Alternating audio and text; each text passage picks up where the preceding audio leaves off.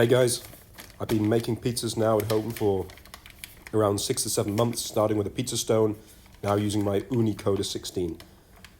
Since I've started, my approach to making the dough and making the pizzas themselves has changed a lot. In this video, I'm going to take you through a specific change that I made recently relating to how I apply the yeast to my dough recipe.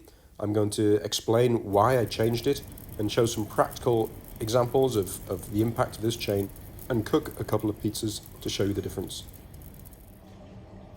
Hey guys, I want to make this quick video because, as with most of my videos you'll see, there's a constant theme running through them, which is learning or continual improvement. Now, I've made quite an important discovery recently.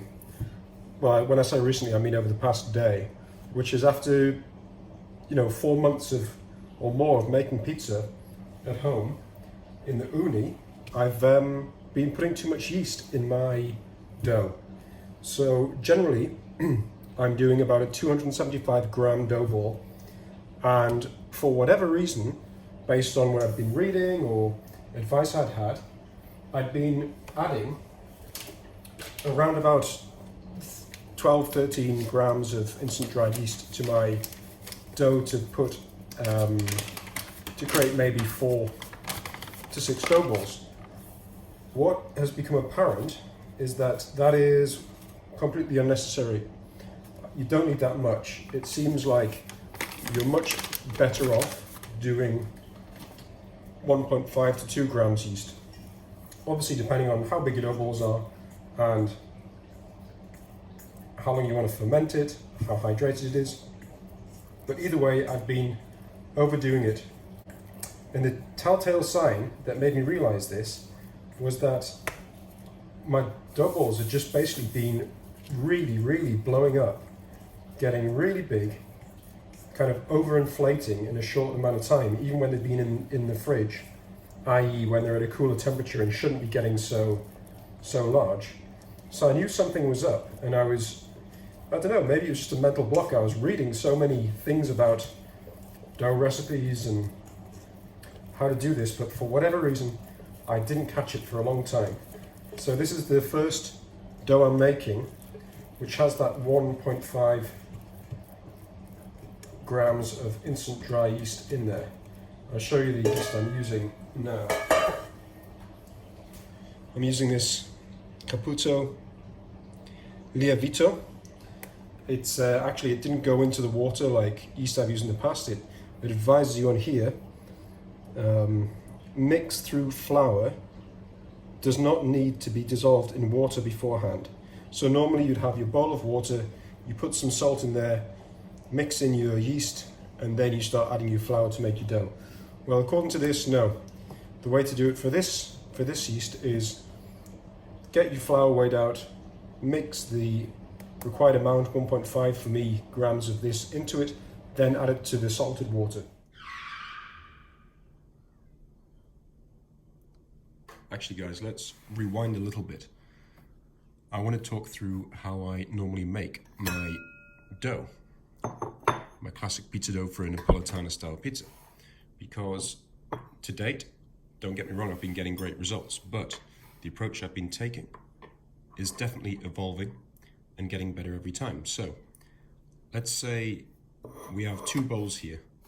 The bowl on the left is the bowl which represents what I've been doing kind of historically, and the bowl on the right is what I now do based on quite a lot of practice. Look, I'm not an expert, I'm still a beginner, but I certainly see significant improvements using the approach on the right versus the approach on the left. So let me talk you through those 2 options. I've always been using good quality Italian mineral water. Acquapana from Tuscany is always a good option if you ask me. What I've been doing historically is adding the specific required amount of water in here, normally going for a, let's say, 63 to 65% hydration. And then I've been getting my salt, this Campesi sea salt, 100% Sicilian sea salt. It's really fine, it absorbs really nicely, and I'd be putting the required amount of the salt. Obviously I'm not going to waste much, so I'm just going to basically simulate it here, into that water and let it dissolve.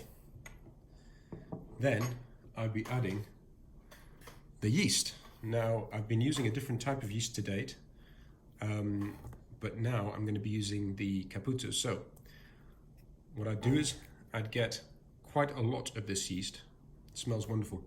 I've been reading about this. It's made from really fine quality Italian molasses. It's a byproduct of that process. Excellent, excellent stuff. Very potent. So then I'd be putting the required amount of the yeast into the water, letting it dissolve appropriately. Now, one other point I want to make is I've also been adding a little bit of honey to this as a legacy of the fact that my first pizzas I was making were on a pizza stone in the oven. Now, some experts or some books will tell you a little bit of honey helps that yeast to be more active. It feeds the yeast and it basically helps the dough itself get more light and fluffy, which is an advantage for you if you're making a pizza at home on a pizza stone. However, I've completely cut honey out of my process now, and I just use the water, the salt, the yeast, and the flour, and sometimes some olive oil. So anyway, so I'd be adding the yeast to the water after the salt's gone into it. Then I'd be adding the required amount of Caputo pizzeria flour. This is a flour I've been using pretty much non-stop since I started. I've experimented with a few, but this is the one that does very well for me. So basically, I would then be adding my flour. So I'd put the adequate amount of flour in there and then mix it up. And then I'd start making my dough. Now, I'm going to put this to the side. Remember, that's the old way I used to make my dough. Now, I'm doing it slightly different. I am weighing out the required amount of flour, putting it into the bowl by itself. Then I'm getting the significantly smaller amount of yeast, putting the yeast into the flour and mixing it. So therefore you have a kind of pre-mix of flour and yeast. And then what I'd be doing is having the salted water mixture and putting the required amount of flour and yeast into that and making it. So there's a subtle difference there. The main difference is that yeast is getting mixed with the flour first while the flour is dry, and then going into the water. And yes, I do sometimes use olive oil. I'm still yet to be completely convinced that olive oil makes a massive difference to how the pizza cooks. Maybe I just haven't made enough with and without to really see the difference, but yeah, I don't think it's a showstopper if you don't put olive oil in your pizza dough from my experience. But yeah, I hope that explains the process that I'm using now after a fair amount of experience to make my pizza dough. I've had this dough room temperature for 2 hours now, and it's due to basically go into the fantastic Ooni Stack, which I've done a review on previously. I love this thing. What I do is put a little bit of olive oil in there, not too much. That was actually a little bit too generous. So I'm going to put some of it in there. Don't want the dough balls to actually be soggy from the olive oil, but just enough to help you get them out easily.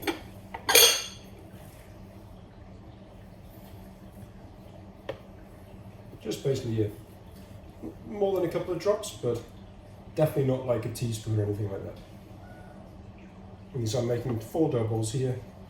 I've got a bowl as well for the 4th. Because the stack comes in 3s, I've got 1 stack, so I can cover 3 dough balls with my stack, and the rest goes into separate containers. Now, so this is looking very nice.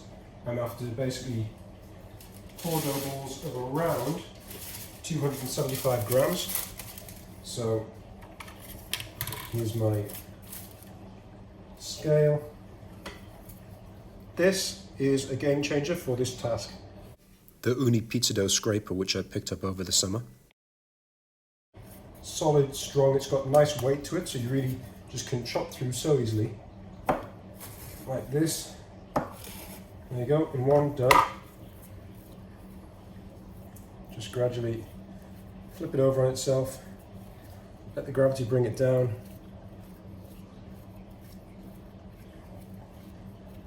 And what I want to try and do is get the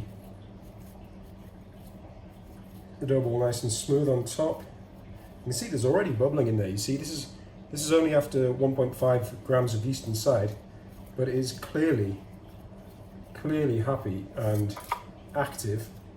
So I was putting way too much in before. I was probably putting the equivalent of, 4 times as much yeast as I needed to in there. So there's one dough ball. I'm going to put it on the scale, 290. Slightly on the big side, but we'll put that here, and then do the other 3.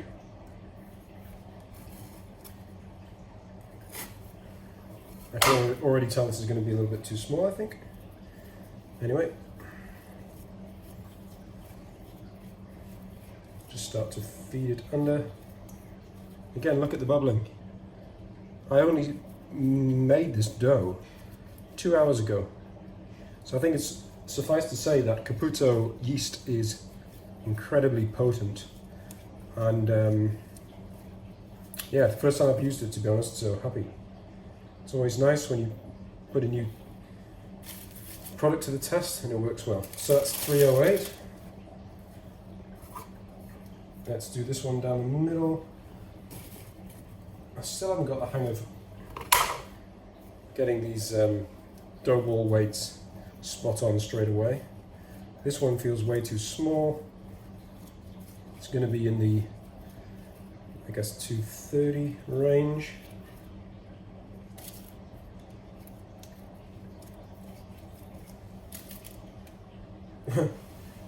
There you go, 230. I'll just I guessed it to the gram, so I can guess when it's underweight. I'm just trying to cut it to the correct weight. This one is going to be a little bit more than that. Let's see if I can guess bang on. This is going to be 241 grams. If you say it confidently, it must be true. Let's put it on. Oh no, 270, okay, right.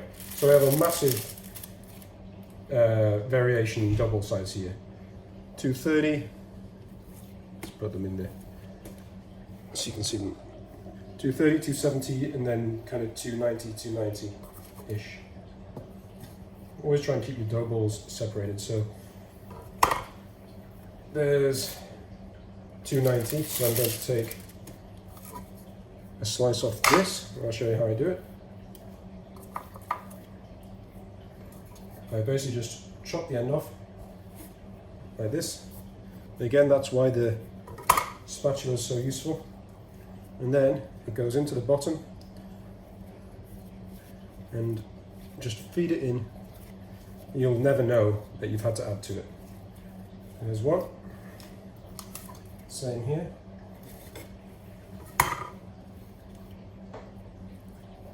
Here we go. So again, we're looking for roughly 275, 280 across the board. This is 281. This is 269. This is 272. This is 276. Okay, so I'm happy with these. They are uniform enough for me. They're not perfect, but size-wise, they're about uniform, which means that I can manage all the pizzas in the same way when I put them in the oven in the Ooni Koda 16, and don't have to worry about someone getting a small pizza because that doesn't go down well at all, as we know. When you start making your own homemade pizzas, you start to realize that your friends or family who are lucky enough to get them want the biggest, the best, the juiciest. There we go. There's one, goes in the stack, just like this.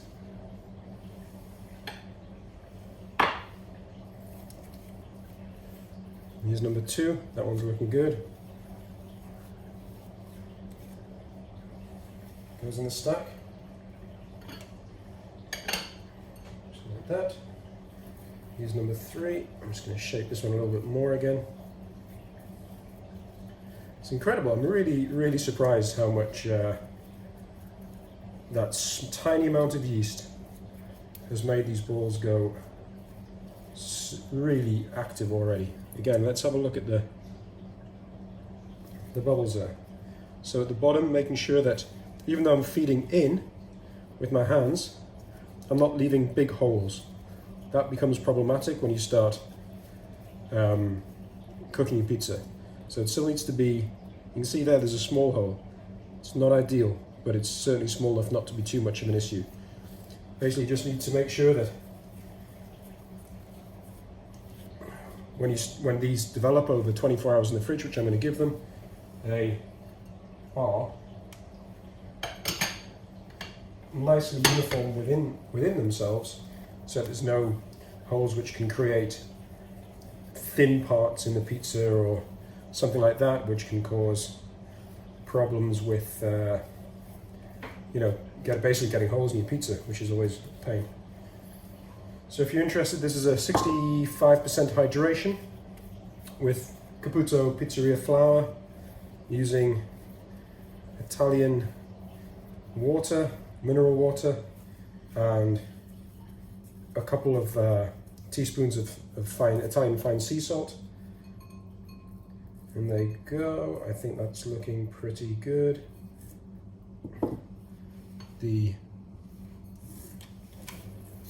Let's show you this. Ooni Stack is done. You can see its profile there. 3 healthy looking dough balls there, 1 extra here. I will reuse this piece of cling film on this.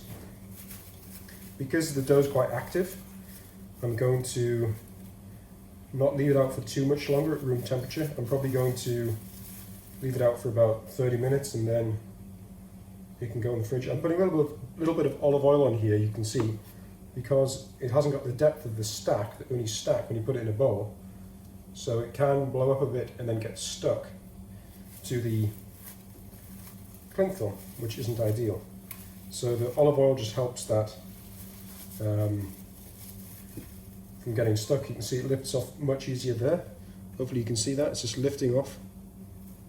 Wouldn't be doing that if it didn't have the olive oil on it. It would be kind of, the dough would be following the cling film up.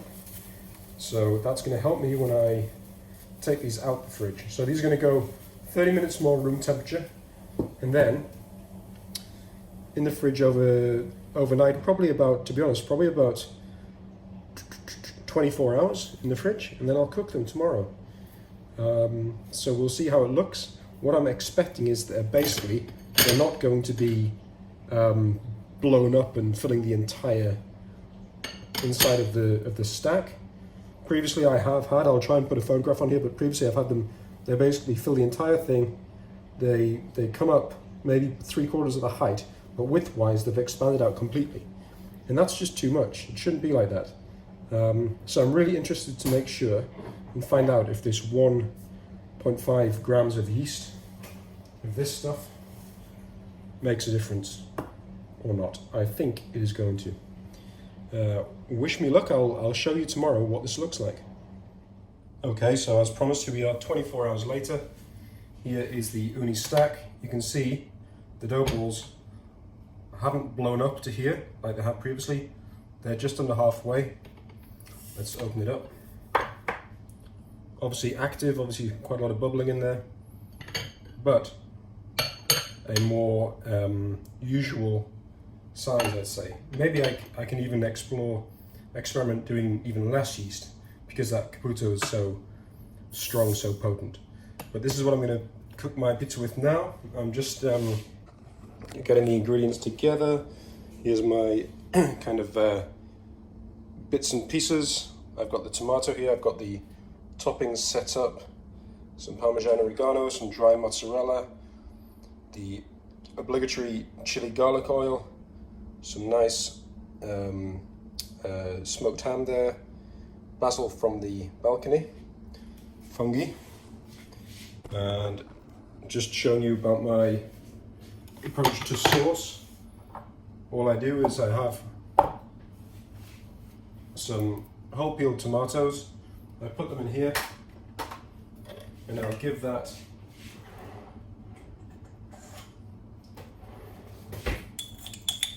about 1.5 teaspoons, and then what I do is give it a bit of a whisk with the old liquidator.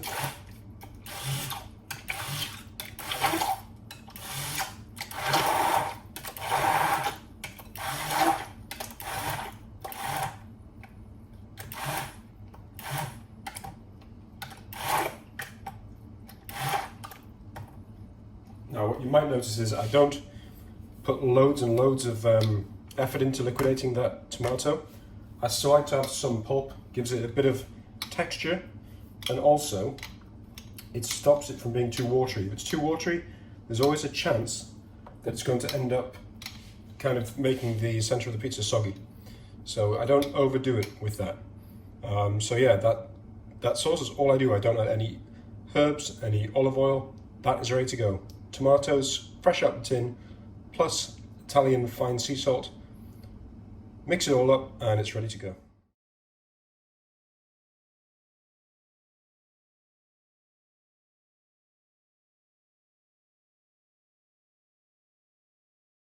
So here I'm preparing some of the fresh mozzarella. Obviously, for me, it's one of the most important elements of a pizza. I never scrimp on it. I always get the best quality I can get, to be honest. Cuts it up into relatively thin slices, but not too thin, and make sure it drains a bit so there's no excess water hanging around.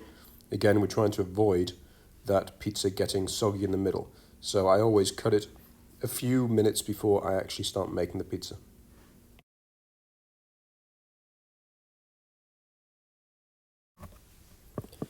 So here we are. I'm finally getting this dough out of the Ooni Stack. The blue product you see in my hand there, it's essentially a spatula. It helps get into any kind of smaller corners and things. It's rubber. You just ease the dough from the edges, and then it will just drop out of the stack very, very easily. I'm not in any rush here, so I'm just letting it take its own time to get out, making sure not to overstress it when I take it out of the stack. Obviously, when you have a proofing tray and you have the dough balls essentially sat side by side and you just kind of scoop them out, it's a bit quicker. They might not have the same shape and integrity in that respect, but yeah, I've had no issues using the stack, getting really good nice round shaped dough straight out of them, straight onto the flour, and making these pizzas. Now I'll remind you, this is the first time I've been using a lower amount of yeast in my dough. And at this point I do notice that the dough itself to the touch is not quite as soft, not quite as, to be honest, it's an advantage in a number of ways. So it hasn't blown up as much, but more importantly, it's less prone to having thin areas in the bottom of the pizza itself, because I've had a few instances where I'll go for the stretch and I'll notice there's a really thin area, it's almost translucent. And that's where you risk having a hole in your pizza. And trust me, when you have a hole in your pizza, you put it in the oven, you're using your pizza peel to move it around, and you notice that cheese or tomato sauce starts coming through onto the peel, it starts getting stuck. It's an absolute headache. So yeah, I'm very happy with this on first impressions, that it's got this kind of slightly tougher feeling to it, although it's definitely not tough as such, but it's tougher than my high yeast recipe. But it's still pliable, it's still, you know, moving nicely, it's still stretching nicely, and to be honest, I'm already getting good vibes off this. I'm just moving the semolina flour to the side a bit. I use the semolina flour in very small quantities to apply to the peel, just to help it launch a little bit better. Cheeky Negroni there, which I sometimes treat myself to when I'm going through a pizza making exploit, and yeah, it's a superb drink to accompany this process. Another advantage of having this slightly less soft dough is that it's relatively easy to shape.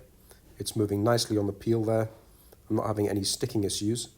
And yeah, I just say all in all, it just makes your life a bit easier when you're in this phase of making the pizza. On goes the sauce. You can see there's a bit of extra pulp in there. That's because I don't whisk it too much. And yeah, it is a good consistency of sauce, I think. If I'd done it too much, if I'd liquidated it too much, you'd see in the center there, it would start to puddle a bit. You want to avoid that, because that's when you just start getting a soggy pizza in the middle, which really is not great. The finely grated Parmigiano is going on, which is fresh, of course. The dry mozzarella is going on. What I've started doing recently is finding some good quality, kind of a brick of mozzarella, and then chopping it up myself to roughly kind of 1 centimeter cubes. And what that does is remove the chance of getting these. Basically, when you get pre-shredded mozzarella in a package, you get some anticoagulants, things that stop the mozzarella sticking, and that's just unnecessary processed element of the cheese. So this mozzarella is a bit more pure, and I've had really good results from it, and I think it tastes better as well. On goes that mozzarella that was fresh, which I already cut earlier. A quick dash of oil, olive oil goes on there. I do find that very important. It helps the top of the pizza kind of cook up a bit nicer, a bit crisper.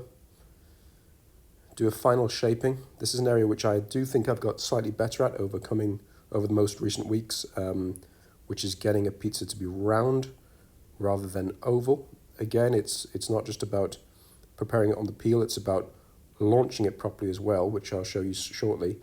But yeah, you have to make sure it's round. Don't rush it, take your time at this stage of the preparation. On goes the small but powerful basil. A quick sip of the Negroni, and then let's take this out to the uni for some cooking.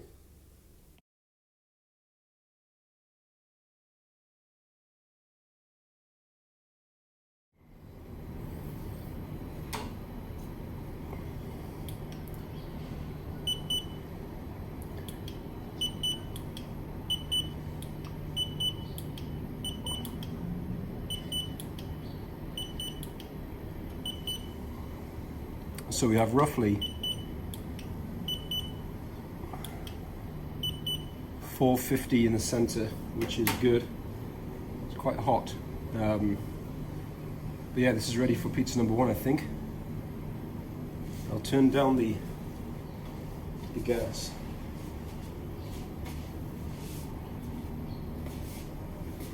Slightly.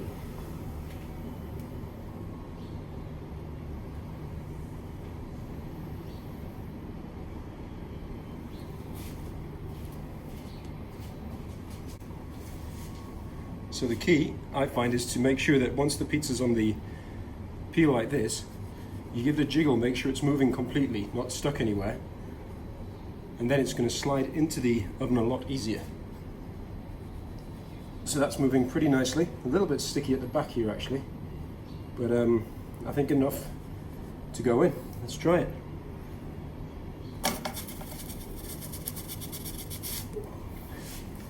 Not quite as smooth as I would like, but it's in there.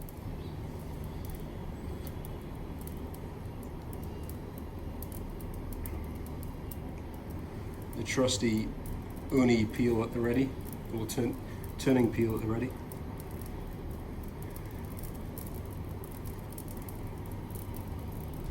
See it rising nicely at the back there. I think I landed the pizza a little bit too far forward altogether, but we can make up for that.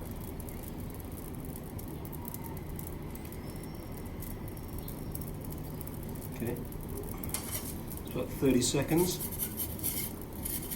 Make sure it's not sticking at all. Oh.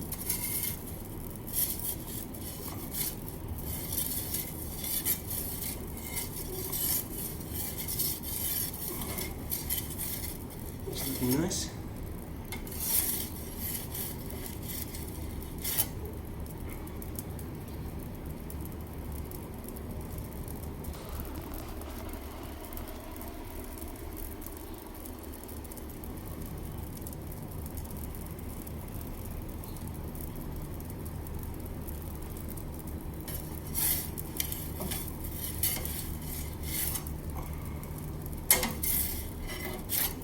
It's getting quite hot. I can tell at the back, so I'm just pulling it forward a bit. Looks solid underneath.